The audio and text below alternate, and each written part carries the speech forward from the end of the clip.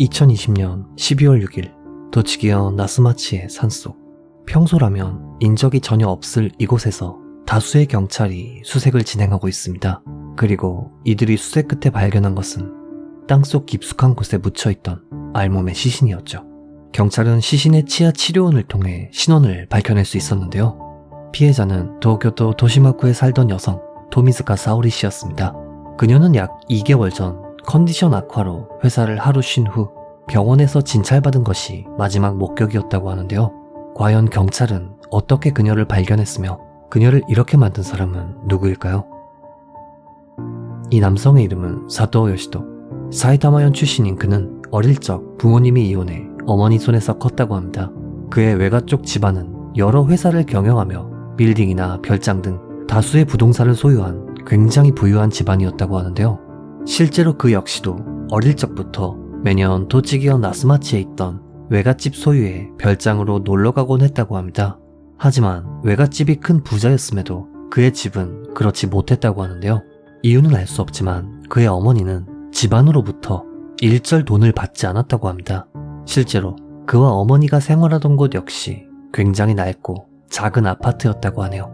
아무튼 어릴 적 그의 어머니는 보육원에서 근무했고 늘 바빴기에 사토에게 충분한 애정을 주지 못했다고 하는데요. 이러한 환경 탓에 초등학교 시절의 그를 기억하던 동급생은 사토는 조용하고 어두운 성격이었다.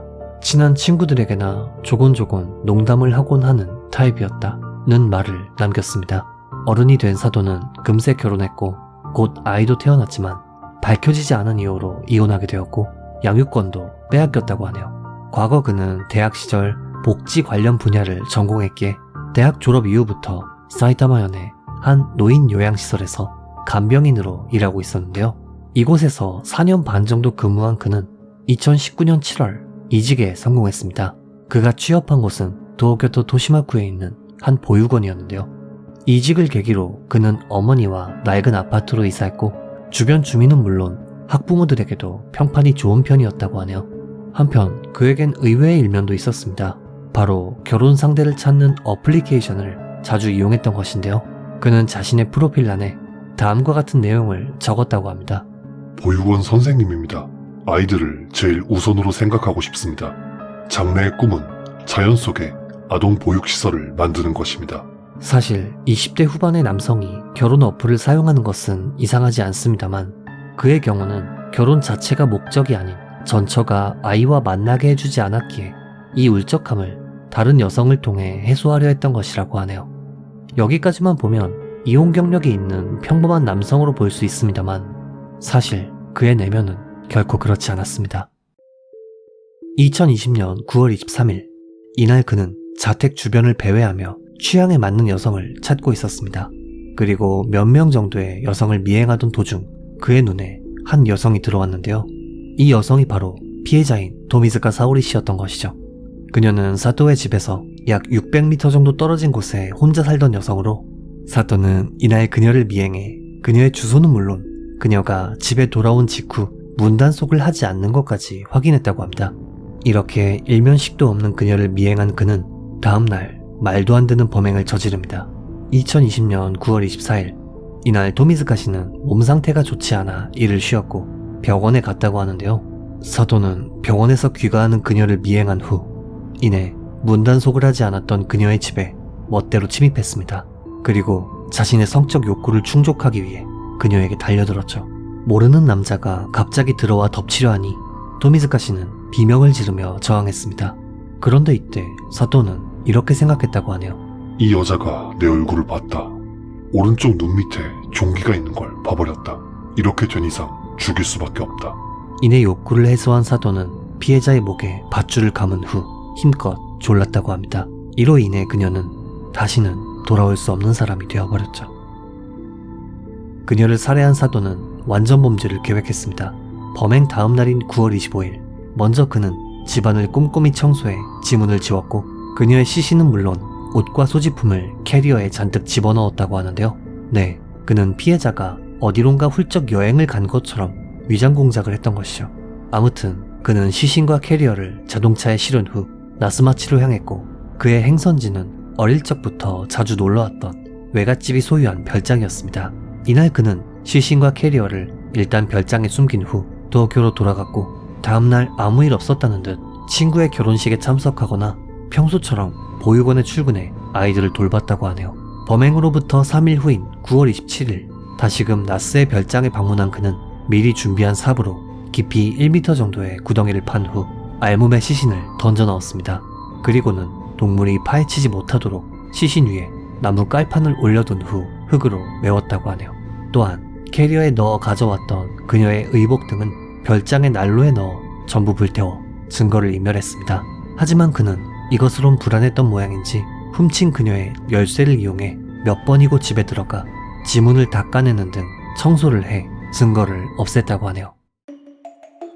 한편 토미즈카 씨가 갑자기 결근한 것을 이상하게 생각한 회사 측은 9월 25일 그녀의 가족에게 연락을 했다고 하는데요. 그녀의 가족 역시도 딸에게 전화를 걸었지만 받지 않았고 불안한 마음에 그녀의 가족은 즉시 경찰에 실종 신고를 제출했다고 합니다. 그녀에겐 자발적으로 자취를 감출 만한 이유가 전혀 없었다 보니 경찰은 사건에 휘말렸을 가능성을 염두에 두고 수사를 시작했는데요. 10월 1일 무렵 경찰은 토미즈카 씨의 집 주변에서 그녀의 스마트폰을 발견했습니다. 경찰은 이를 범인이 버리거나 떨어뜨린 것으로 추측했고 발견된 장소의 CCTV를 철저하게 분석하기 시작했죠. 그리고 CCTV엔 스마트폰을 버린 장본인이 찍혀 있었습니다. 게다가 이 남성은 귀가하는 토미즈카 씨를 미행하는 것이 분명해 보였고 심지어 토미즈카 씨가 실종되기 전날에도 그녀의 집 쪽을 향해 걷고 있었습니다. 또한 9월 25일엔 피해자의 집 주차장에서 차에 탔다고 하는데요. 경찰은 이 인물을 매우 유력한 용의자로 보았고 이 CCTV에 찍힌 남성은 사토였습니다. 증거를 입수한 경찰은 12월 5일 사토를 소환해 조사하기 시작했는데요. 그는 왜 그러시는 거죠? 라며 전혀 모르겠다는 식으로 연기를 했다고 하네요. 자기 딴에는 완전 범죄라 생각했던 모양입니다. 하지만 조사 과정에서 그는 결국 범행을 인정했고 시신이 유기된 장소를 진술했습니다. 이후 경찰이 해당 지점에서 실제로 피해자의 시신을 발견했기에 그는 12월 6일 시체 유기 혐의로 재체포되었죠. 경찰 조사 과정에서 그는 모르는 사람이었다. 이름은 범행 이후에나 알았다. 라는 말을 남겼다고 하는데요. 그는 초기엔 돈을 빼앗을 목적이었다. 라며 동기가 돈이었다고 주장했지만 경찰은 그가 범행 전날 피해자 외에도 다른 여성을 미행했던 사실은 물론 피해자가 발견 당시 알몸이었던 점을 볼 때 쉽게 납득하기 힘들었다고 합니다. 그러던 와중 피해자의 방에서 아주 미량이지만 사토의 체액이 검출되었고 증거를 보여주고 나서야 그는 자신의 범행을 인정했습니다. 그런데 경악스럽게도 그의 범죄는 이뿐만이 아니었습니다. 2020년 11월 무렵 도쿄도 신주쿠 한 초등학교 여학생이 학교를 마치고 집으로 귀가하고 있었습니다. 그런데 갑자기 모르는 남성이 튀어나와 여자아이를 껴안고 몸 여기저기를 만지는 사건이 발생했는데요. 신고를 받은 경찰은 주변 CCTV를 확인했고 영상엔 한 남성이 여자아이를 미행하는 것이 찍혀 있었습니다. 그리고 이 남성은 체포되기 전에 사도였죠. 그는 평소 보육원에서 아이들을 돌보는 일을 했음에도 뒤에선 살인뿐만 아니라 성희롱 같은 범죄를 저질렀던 것이죠. 게다가 이뿐만 아니라 같은 달엔 사이타마현에서 각기 30대, 10대 여성을 습격해 몸을 만지는 등 외설 행위를 했다고 하네요. 경찰이 추가적인 성범죄를 일으킨 동기에 대해 묻자 그는 토미즈카 씨를 죽인 죄의식 때문에 사건을 일으켜 잡히고 싶었다. 피해자가 나와야 경찰이 빨리 움직일 것 같아서 저질렀다. 자수할 용기가 없어서 추가적인 범죄를 저질렀다. 라는 말을 동기랍시고 내뱉었습니다. 영상을 만들면서도 정말 어처구니가 없네요. 아무튼 그는 1월 27일엔 초등학생에 대한 외설 혐의로 재체포되었고 3월 29일엔 사이타마현 여성 2인에 대한 외설 혐의로 재체포되었습니다. 그리고 2022년 3월 4일 재판대에 서게 되었죠. 사토는 기소 내용을 전부 인정했고 범행 동기에 대해서도 조사 과정과 달리 성적 욕구를 누릴 수 없었다. 고 인정했습니다. 또한 9살짜리 아이에게 외설 행위를 한 이유에 대해 묻자 형무소엔 성범죄자 갱생 프로그램이 있다고 하는데 참가하고 싶습니다. 아이를 지키는 입장이기에 너무도 죄송합니다. 라는 말을 했다고 하네요. 피해자의 아버지는 재판에서 범인은 인간의 가죽을 뒤집어 쓴 악마입니다. 재판원분들은 피해자가 자신의 딸이라고 생각해 보십시오. 라는 말을 했고 사토의 외가 가족은 3천만엔가량의 보상금을 전달하려 했지만 피해자 유족은 필요 없다며 거절했다고 하네요. 그리고 시간이 흐른 2022년 3월 17일 재판부는 무기징역을 선고했습니다. 사형까지도 갈 수 있는 사안이었으나 유족이 큰 보상금을 준비했던 부분과 범인이 재판에서 기소 내용을 인정한 부분, 범인이 반성하는 부분을 인정한 것으로 보입니다. 변호 측은 추가적인 감형을 노리고 범행의 계획성이 없었다며 항소했다고 하는데요. 하지만 범행 전날 피해자를 미행했던 CCTV 영상 등의 증거를 통해 그의 범행은 명백하게 계획성이 있었던 것으로 인정되었고 2022년 9월 21일 항소는 기각, 마침내 무기징역 판결이 확정되었습니다. 이번 사건 어떻게 보셨는지요?